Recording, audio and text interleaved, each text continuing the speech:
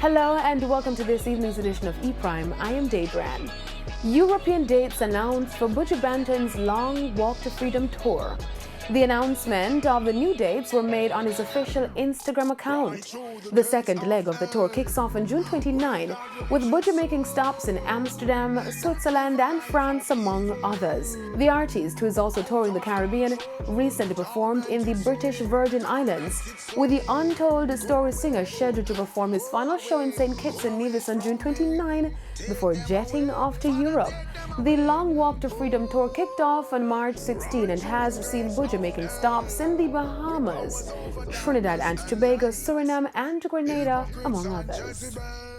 Now, as the anticipation grows for the Caribbean Airlines Reggae Sumfest, upcoming dancehall artist Shauna Controller will be gracing the stage for the first time. I was always say, yo, I have to go up on a stage there for years. I have to go up on a stage there, but I never expected it would have come for 2019. And I'm so excited. I can't wait for go out there for the showcase. So it's just a whole lot of excitement in my brain and still a brainstorm on what to do.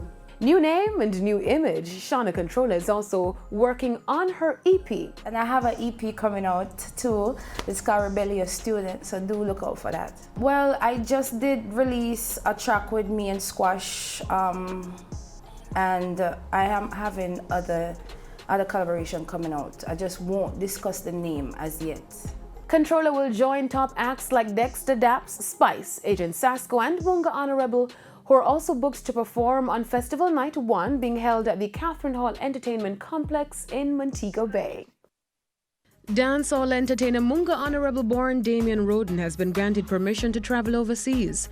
Supreme Court Judge Justice Martin Gale today lifted the stop order imposed on the entertainer, who is awaiting trial for murder. This followed an application by his attorney Christopher Townsend. Mr. Townsend had urged the judge to lift the stop order to allow the entertainer to travel to fulfill his overseas engagements. Justice Gale agreed.